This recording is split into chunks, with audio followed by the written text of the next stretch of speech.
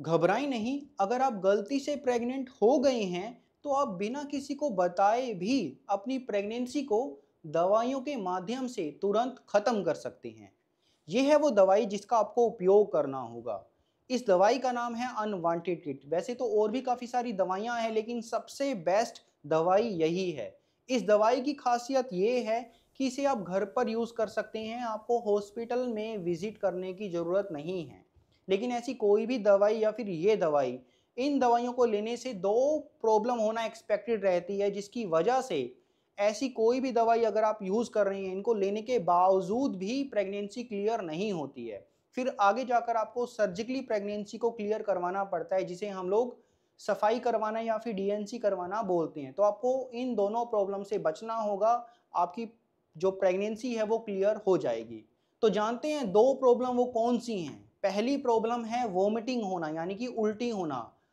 इन दवाइयों को लेने के बाद कम से कम 2 घंटे तक आपको उल्टी नहीं होनी चाहिए। अगर उल्टी हो जाती है तो ये दवाइयाँ काम नहीं करती हैं।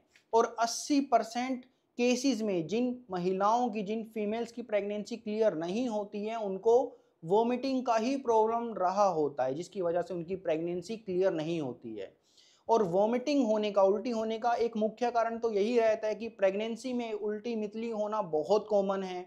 दूसरा कारण ये रहता है कि प्रेगनेंसी के समय शरीर इतना ज़्यादा सेंसिटिव हो जाता है कि आप कोई भी ऐसी खतरनाक चीज़ अगर खा लेते हो बाय चांस, जो कि प्रेगनेंसी के लिए खतरनाक होती है, तो शरीर उसको तुरंत वॉमिटिंग के रूप में शरीर से बाहर फेंक देता है। और ये दवाई तो प्रेगनेंसी के लिए अपने आप ही खतरनाक है, तो आपको वॉमिटिंग होना एक्सपेक्टेड रहता है।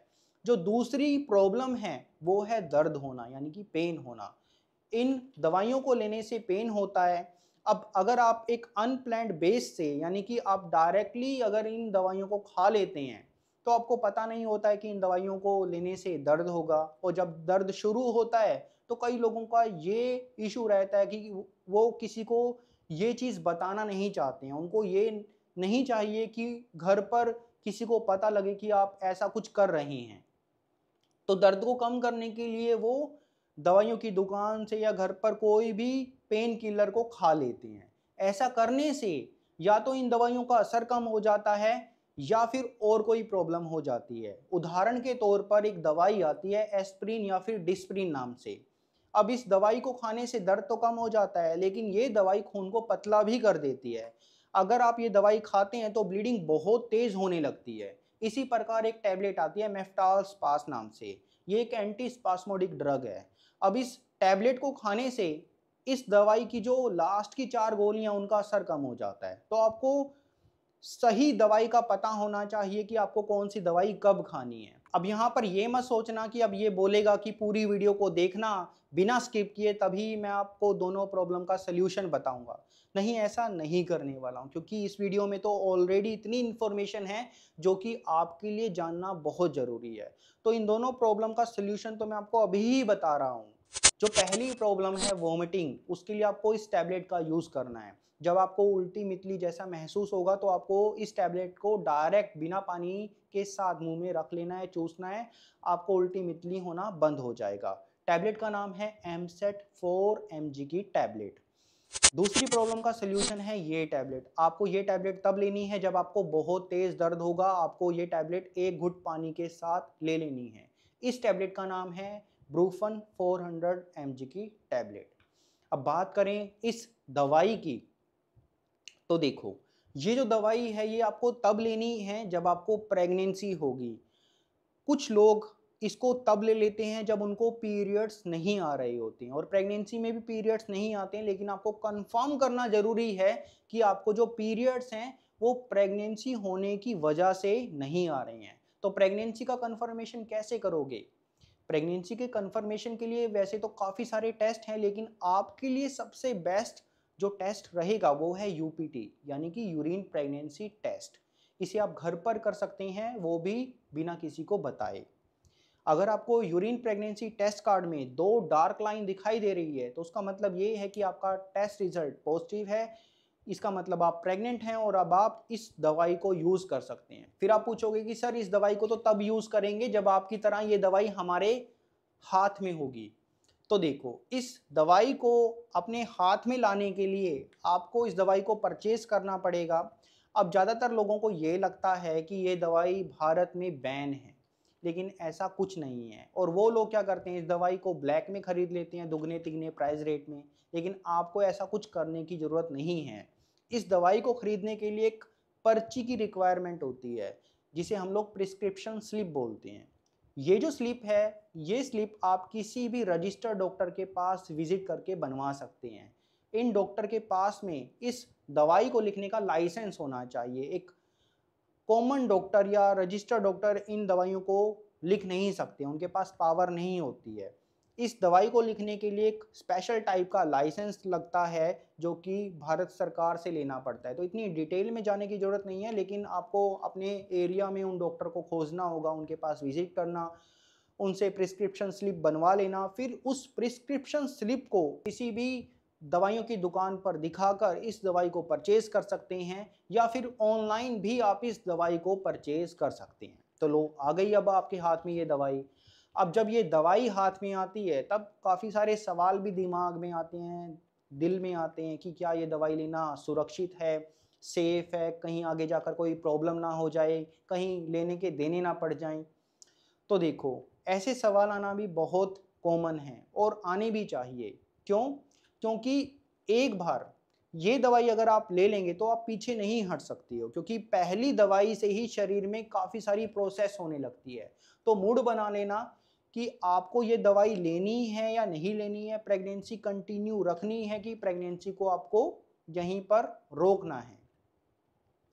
दूसरी बात आपके दिमाग में ये जो आ रही है कि ये दवाई लेना सेफ है या नहीं है, तो देखिए, अगर ये दवाई सेफ ना होती, नुकसानदायक होती, तो कंपनी इस दवाई को बनाती ही ना, कंपनी इस दवाई को बनाना ही बंद कर देती। तो ये दवाई लेना एकदम सेफ है, लेकिन तब सेफ है, तब सुरक्षित है, जब आप इस दवाई को एकदम सही तरीके से लेते हैं, इसकी सही डोज लेते हो, सही रूट से लेते हो, सही मेथड से जब आप इस दवाई को लेते हैं, तो ये दवाई अपना 100% वर्क करती है, प्रेगनेंसी भी क्लियर होती है और आपको कोई प्रॉब्लम भी नहीं होती है। लेकिन ये दवाई तब प्रॉब्लम कॉज करती है जब आप इस दवाई को अपनी मनमर्जी से ले लेते हो, गलत तरीके से, गलत टाइमिंग से, गलत रूट से इसको जब यूज़ करते हैं, तब ये प्रॉब्लम ही प्रॉब्लम कॉज करती है। इसके अलावा अगर किसी के शरीर में खून की कमी है, तब भी ये दवाई यूज़ नहीं कर रही हैं। क्यों नहीं कर रही हैं? क्योंकि इस दवाई को लेने से ब्लीडिंग होती है, और अगर शरीर में पहले ही खून कम है, तो फिर कमजोरी ज़्यादा होगी, खून की कमी होगी, घबराहट, बेचैनी होगी, चक्कर ज़्यादा आएंगे और आपको बिना वजह की परेशानियों का सामना करना पड़ेगा। फिर आप पूछोगे कि सर, ये कैसे पता लगेगा कि शरीर में खून कम है या नहीं है? तो देखो, शरीर में खून कम है या नहीं है, उसके लिए आप अपनी आंखों को चेक करो। अगर यहाँ पर इस भाग में सफ़ेदी ज़्यादा है, पीलापन ज़्यादा है, तो शरीर में खून की कमी है। फिर आपको खून की जांच करवानी पड़ेगी, देखना पड़ेगा कि खून कितने ग्राम कम है। लेकिन अगर ये भाग लाल है, गुलाबी है, तो शरीर में खून की कमी नहीं है, फिर आप इस दवाई को यूज़ कर सकते हैं। इसके अलावा कुछ लोग इस दवाई को 3 मंथ, 4 मंथ, 5 मंथ की प्रेगनेंसी में यूज़ कर लेते हैं। उनको पता नहीं होता है कि ये दवाइयाँ इतने टाइम की प्रेगनेंसी में यूज़ नहीं करनी चाहिए, क्योंकि ये दवाइयाँ काम नहीं करती हैं। फिर आपको बिना वजह के साइड इफ़ेक्ट होंगे, क्योंकि ये जो दवाई है, ये कम से कम 30 दिनों से लेके 49 दिनों की प्रेगनेंसी में बेस्ट रिज़ल्ट देती है। आपको कोई प्रॉब्लम भी नहीं होती और सेफ़ली आप अपनी प्रेगनेंसी को क्लियर कर सकती हैं। फिर आप पूछोगे कि सर, प्रेगनेंसी के दिन कैसे पता करेंगे? क्या कोई अलग से टेस्ट करवाना पड़ेगा? क्या अलग से अल्ट्रासाउंड कराना पड़ेगा? नहीं, ऐसा कुछ कराने की ज़रूरत नहीं है। आप बहुत ही आसान तरीके से अपनी प्रेगनेंसी को काउंट कर सकते हैं। अब प्रेगनेंसी के दिन गिनने के लिए आपने जिस तारीख को लास्ट बार फिजिकल रिलेशन बनाया था, वहाँ से आपको प्रेगनेंसी के दिन नहीं गिनने हैं। प्रेगनेंसी के दिन आपको अपनी लास्ट पीरियड डेट से काउंट करने हैं, जिसे हम लोग LMP डेट बोलते हैं। तो लो, पता लग गई आपको आपकी प्रेगनेंसी कितने दिनों की है। अब यहाँ पर कई लोगों को ये भी पता लगा होगा कि उनकी जो प्रेगनेंसी है वो तो 49 दिनों से ज़्यादा की हो चुकी है, तो अब क्या करें? तो ऐसी स्थिति में भी आपको घबराना नहीं है। क्यों? क्योंकि आप ये जो दवाई है, इसे आप 63 दिनों तक की प्रेगनेंसी में भी उपयोग कर सकते हैं, लेकिन किसी भी डॉक्टर की देख रेख में, यानी कि उनके सुपरविजन में। लेकिन कोशिश करना कि आप 49 दिनों के अंदर अंदर इस दवाई का उपयोग कर लें। क्यों कर लें? क्योंकि आपकी जो प्रेगनेंसी है जैसे जैसे 49 दिन को क्रॉस करेगी, वैसे वैसे आपको इस दवाई को लेने से ज़्यादा दर्द होगा, ज़्यादा ब्लीडिंग होगी, और जो ब्लीडिंग है वो भी ज़्यादा दिनों तक चलेगी। तभी मैंने आपको बोला कि अगर 49 दिनों से ज़्यादा की प्रेगनेंसी है, तब आपको इस दवाई को किसी भी डॉक्टर की देख रेख में लेना है, ताकि अगर ऐसी कोई भी प्रॉब्लम आपको होगी तो वो उस प्रॉब्लम को अपनी सूझबूझ से ठीक कर सकेंगे, आपको एडवाइस तुरंत की तुरंत दे देंगे। लेकिन भूल से भी इस दवाई को आपको 63 दिनों से ज़्यादा की प्रेगनेंसी में उपयोग नहीं करना है। क्यों नहीं करना है? क्योंकि पहली बात तो ये दवाई ही काम नहीं करेगी, आपको बिना वजह साइड इफ़ेक्ट होंगे।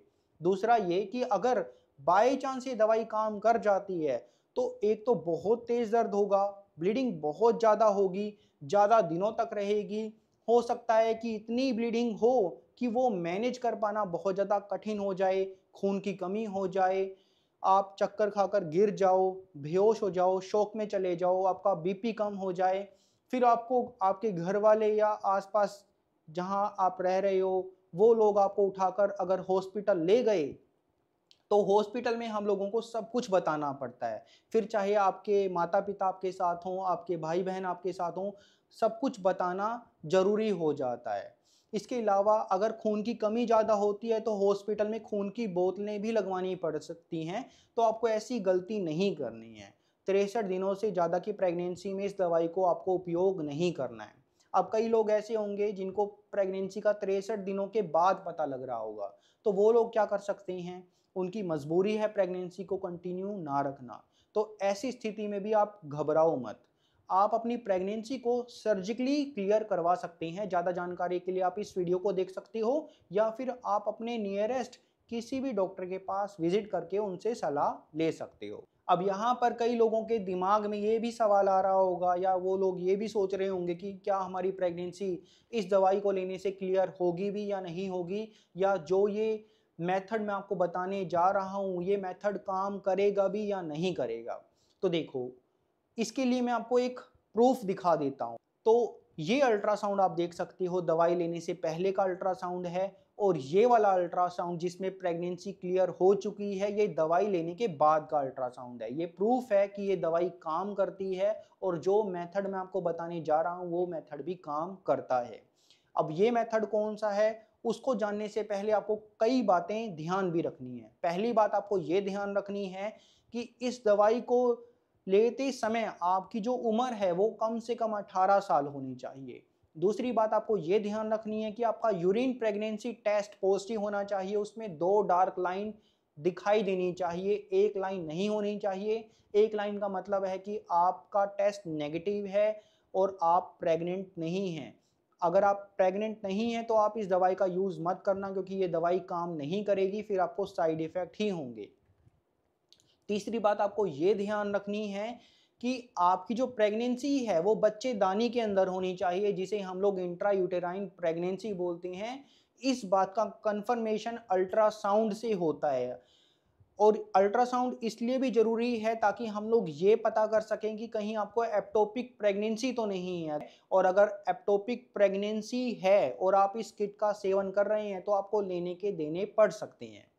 चौथी बात आपको ये ध्यान रखनी है कि आपका जो हीमोग्लोबिन लेवल है, यानी कि आपका जो खून है वो 11 ग्राम होना चाहिए। तो इन बातों का आपको ध्यान रखना है। आगे डिस्कस करते हैं कि इन दवाइयों को आपको कैसे उपयोग करना होता है। तो देखिए, ये जो दवाई है इसे हम लोग किट बोलते हैं, क्योंकि इसमें 5 गोलियां होती हैं। अब कहने को तो ये 5 गोलियां हैं, लेकिन इसमें 2 अलग-अलग तरह की दवाइयां रहती हैं। जो पहली दवाई है ये पहली बड़ी गोली होती है। इस पहली बड़ी गोली का काम प्रेगनेंसी के लिए जो सबसे ज़रूरी हार्मोन होता है प्रोजेस्टेरोन, उसके लेवल को कम करना होता है, जिससे प्रेगनेंसी की ग्रोथ वहीं पर रुक जाती है। और इस पहली बड़ी गोली को खाने के बाद लगभग 36 से 48 घंटे में बच्चेदानी का मुंह खुल जाता है। अब बात करें इस दवाई को कैसे लिया जाता है पहली बड़ी गोली को, तो मान के चलो कि आज आपको पहली बड़ी गोली को लेना है तो सुबह 8 बजे आपको हल्का खाना खाना है। हल्के खाने में आप कुछ भी हल्का फुल्का ले सकते हो, जैसे कि दूध, दही, दलिया, खिचड़ी, ब्रेड, बिस्कुट, डबल रोटी, फ्रूट या जूस, आप कुछ भी हल्का फुल्का 8 बजे ले सकते हैं। फिर 2 घंटे के बाद सुबह 10 बजे आपको पहली बड़ी गोली को पानी के साथ निगल जाना है। इसको आपको चबाना नहीं है, क्रश नहीं करना है, आपको डायरेक्ट जैसे आप कोई सामान्य गोली को लेते हैं वैसे ही इसको आपको पानी के साथ निगल जाना है सुबह 10 बजे। फिर सवाल आता है कि पहली बड़ी गोली को लेने के बाद होगा क्या? तो देखो, ज़्यादातर लोगों को लगता है कि पहली बड़ी गोली को लेने के बाद ही ब्लीडिंग शुरू हो जाएगी, यानी कि उनको ऐसा लगता है कि पहली गोली को लेने के बाद ही पीरियड्स आ जाते हैं। लेकिन पहली बड़ी गोली को लेने के बाद पीरियड्स नहीं आते हैं। हालांकि आपको पहली बड़ी गोली के कुछ असर देखने को मिलेंगे लगभग 12 घंटे के बाद। आपको हल्का हल्का सिर में दर्द हो सकता है, पेट में दर्द हो सकता है, आपको उल्टी मितली हो सकती है, आपको घबराहट, चक्कर या आपको वीकनेस, कमजोरी फील हो सकती है। ये पहली गोली के काम करने का असर है। इसके अलावा कुछ केसेस में हल्की फुल्की ब्लीडिंग भी आपको हो सकती है। आपको हल्के फुल्के खून के धब्बे, ब्राउनिश टाइप का डिस्चार्ज या रेड कलर का डिस्चार्ज आपको देखने को मिल सकता है। आपको लाइट ब्लीडिंग भी स्टार्ट हो सकती है। ऐसे में आपको घबराना नहीं है, आपको पूरा प्रोसेस कंटिन्यू रखना है। आगे बात करें इन 4 गोलियों की, तो ये जो 4 गोलियां हैं ये एक समान हैं। प्रत्येक गोली 200 माइक्रोग्राम की है, यानी कि 4 गोलियां 800 माइक्रोग्राम की हो जाती हैं। इन चारों गोलियों का काम एक समान ही होता है। इन चारों गोलियों का काम होता है बच्चेदानी के अंदर सकुड़न पैदा करना, यानी कि कॉन्ट्रैक्शंस कोज करना। पहली गोली से क्या हुआ था? बच्चेदानी का मुंह खुला, मान के चलो कि ये बच्चेदानी है, यहाँ पर प्रेगनेंसी है, बच्चा है, बच्चे के प्रोडक्ट्स हैं, तो पहली गोली को खाने से बच्चेदानी का मुंह खुल गया और लास्ट की 4 गोलियों को खाने से बच्चेदानी के अंदर स्ट्रॉन्ग कॉन्ट्रैक्शंस कोज हुई, जिससे क्या होता है कि जितने भी प्रेगनेंसी के प्रोडक्ट्स होते हैं वो शरीर से बाहर निकलने लगते हैं। अब बात करें कि इस दवाई को, इन चारों गोलियों को आपको कैसे खाना है, तो पहली बड़ी गोली को तो आज आप खा चुके हैं सुबह 10 बजे। आगे की ये जो 4 गोलियां हैं ये आपको परसों को लेनी है। अब परसों को कैसे लेनी है? परसों सुबह 8 बजे आपको वही हल्का फुल्का खाना खाना है और 2 घंटे के बाद इनमें से कोई सी भी 2 गोलियां, ये चारों गोलियां एक समान है, मैंने आपको बताया ना, तो इनमें से कोई सी भी 2 गोलियां आप खा सकते हो। ये दोनों गोलियां खा लो, ये दोनों गोलियां खा लो, ये खा लो, ये खा लो, सभी सेम है। तो इन दोनों गोलियों को आपको 2 घंटे के बाद परसों सुबह 10 बजे एक साथ जीभ के नीचे या गालों के बीच रख लेनी है। फिर आप बोलोगे कि सर आप अजीब आदमी हैं, आपने पहले बोला कि वॉमिटिंग नहीं होनी चाहिए और आप एक ऐसा मेथड बता रहे हो जिससे वॉमिटिंग तो पक्का ही हो जाएगी। ये दवाई तो टेस्ट में इतनी कड़वी होगी कि वॉमिटिंग तो पक्का ही होने वाली है। लेकिन ऐसा नहीं होगा। क्यों नहीं होगा? क्योंकि ये जो दवाइयाँ हैं, लास्ट की 4 गोलियाँ, ये टेस्ट में टेस्ट लेस होती हैं, इनका कोई स्वाद नहीं होता है। लेकिन जैसे जैसे ये मुंह में घुलेंगी वैसे वैसे आपको चोक जैसी फीलिंग आ सकती है। तो आपको ये 2 गोलियां एक साथ जीभ के नीचे या गालों के बीच रख लेनी है। जैसे जैसे ये घुलेंगी आपको चोक जैसी फीलिंग आएगी और ये जो गोलियां हैं ये 30 मिनट में पूरी तरह से घुल जाएंगी। जो थूक होगा ना उसको आपको बाहर नहीं फेंकना, उसको आपको निगलते रहना है, धीरे धीरे निगलते रहना है। फिर 3 घंटे के बाद सुबह 10 बजे आपने 2 गोलियां ली, तो 3 घंटे के बाद बची हुई 2 गोलियां दोपहर 1 बजे आपको सेम तरीके से ले लेनी है। अब इन गोलियों को लेने के बाद होगा क्या? तो देखो, इन गोलियों को लेने के बाद जैसा मैंने आपको बताया कि बच्चेदानी में स्ट्रॉन्ग कॉन्ट्रैक्शंस कोज होती हैं, तो उससे क्या होगा, पेट में मरोड़े आपको महसूस होंगे जिसे हम लोग क्रैम्पिंग बोलते हैं। इन गोलियों को लेने के 10 मिनट के बाद आपको क्रैम्पिंग, मरोड़ यानी कि पेट में दर्द शुरू हो जाता है और फिर ऐसा होने के बाद आपको जो ब्लीडिंग है वो लगभग 30 मिनट से लेके 4 घंटे के बीच में शुरू हो जाती है। कुछ केसेस में 12 से 24 घंटे का टाइम भी लग जाता है, तो ऐसे में आपको घबराना नहीं है। लेकिन मोस्टली जो ब्लीडिंग है वो 30 मिनट से लेके 4 घंटे में शुरू हो जाती है। जब ब्लीडिंग शुरू होगी तो आपको हैवी ब्लीडिंग होगी, जिसमें आपको 2 पैड 2 घंटे में यूज करने पड़ सकते हैं, इतनी हैवी ब्लीडिंग रहती है। शुरू में आपको बड़े बड़े खून के थक्के पास आउट हो सकते हैं, ब्लड क्लोट्स पास आउट हो सकते हैं, जिसका साइज नींबू जितना भी हो सकता है। ऐसी ब्लीडिंग को देखकर भी आपको घबराना नहीं है, क्योंकि ये जो ब्लीडिंग है ये अगले कुछ घंटों में डिक्रीज हो जाएगी। अब ये जो ब्लीडिंग है ये लगभग 7 दिनों से लेके 12 दिनों तक चलती है, यानी कि ये ब्लीडिंग 7 दिन में स्टॉप हो जाएगी या फिर 12वें दिन में स्टॉप हो जाएगी। कहने का भाव ये है कि पहले दिन आपको तेज ब्लीडिंग होगी, दूसरे दिन उससे कम, तीसरे दिन उससे कम, चौथे दिन उससे भी कम, 5वें दिन उससे भी कम, छठे और 7वें दिन एकदम स्टॉप हो जाती है, या फिर 12वें दिन कम होते होते 12वें दिन एकदम स्टॉप हो जाती है। तो ये मैंने आपको एक रफ आइडिया दिया कि जो ब्लीडिंग है वो 7 से 12 दिन में स्टॉप हो जाती है। यहाँ पे आपको कंफ्यूज नहीं होना है। अब यहाँ पर कई लोग बहुत बड़ी मिस्टेक कर देते हैं। मिस्टेक ये करते हैं कि पहली गोली से अगर उनको ब्लीडिंग शुरू हो जाती है तो वो बची हुई 4 गोलियां नहीं लेते हैं। ये सबसे बड़ी गलती है। आपको बची हुई 4 गोलियां लेनी जरूरी होती है। हो सकता है कि आपने पहली गोली को लिया हो और ये 2 गोलियां लेने के बाद ब्लीडिंग शुरू हो गई हो और आपके दिल में ये बात आ रही हो कि पेन बहुत ज़्यादा हो रहा है, ब्लीडिंग बहुत ज़्यादा हो रही है, तो ये गोलियां ना लें, क्योंकि ब्लीडिंग तो शुरू हो चुकी है तो आगे कोई प्रॉब्लम नहीं होगी। यहीं पर गलती होती है, तो ये गलती नहीं करनी है। 5 की 5 गोलियां लेनी जरूरी है, वरना आगे जाकर क्या होगा, या तो प्रेगनेंसी क्लियर नहीं होगी या फिर ब्लीडिंग कंटिन्यू होती रहेगी, या फिर ब्लीडिंग रुकेगी फिर होगी फिर रुकेगी फिर होती रहेगी। ये पैटर्न चलता रहेगा, फिर आपको परेशानियों का ही सामना करना पड़ेगा। तो ये गलती आप मत करना। 5 गोलियां आपको लेनी जरूरी है। फिर आप पूछेंगे कि सर सारा प्रोसेस हम लोगों ने कंप्लीट कर लिया है, पता कैसे लगाएंगे कि प्रेगनेंसी क्लियर हुई है या नहीं हुई है। ये बात बताने से पहले वीडियो का लास्ट वाला पॉइंट आपको सुनना जरूरी है। अब यहाँ पर आपको जो प्रेगनेंसी है उसका कंफर्मेशन, यानी कि आपकी प्रेगनेंसी क्लियर हुई है या नहीं हुई है, उसके लिए आप डे 14th पर, यानी कि आपने जिस तारीख को पहली गोली ली थी उसके एग्जैक्ट डे 14th पर या तो आप एक अल्ट्रासाउंड कराकर प्रेगनेंसी का कंफर्मेशन कर सकते हैं, या फिर अगर आपको अल्ट्रासाउंड नहीं कराना है तो आप 21वें दिन पर यूपीटी यूरिन प्रेगनेंसी टेस्ट करके भी अपनी प्रेगनेंसी का कंफर्मेशन कर सकते हैं। अगर आपने सारी इंस्ट्रक्शंस को फॉलो किया होगा तो भगवान करे कि आपका प्रेगनेंसी टेस्ट नेगेटिव आ जाए, आप इस प्रॉब्लम से निकल जाओ। अब वीडियो के लास्ट में जो मैं आपको एक बात बताना चाहता हूँ वो ये है कि एक बार मिरर के सामने, शीशे के सामने नज़रों में नज़रें मिलाकर खुद से पूछना कि आप भगवान नहीं हैं। आपके पास में कोई हक नहीं है कि आप किसी की ज़िंदगी को छीनें। मान सकता हूँ कि आपकी कोई मजबूरी रही होगी जिसकी वजह से आप ये प्रेगनेंसी ख़त्म कर रहे हैं, लेकिन नेक्स्ट टाइम इंसानियत दिखाना और सेम मिस्टेक भगवान के लिए मत करना, क्योंकि हर किसी को जीने का हक होता है। तो आशा कर रहा हूँ आपसे कि आप सेम मिस्टेक दोबारा नहीं करेंगे, और प्रॉमिस करके जाना वीडियो के कमेंट सेक्शन में कि आप दोबारा से ये गलती नहीं करेंगे।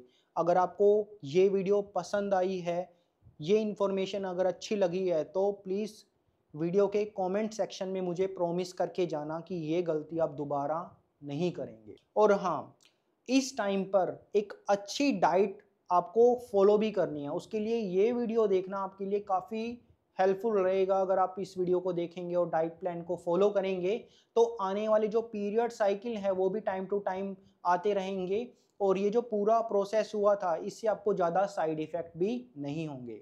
तो ख्याल रखना अपना। मिलता हूँ आपसे नेक्स्ट वीडियो में, तब तक के लिए नमस्ते।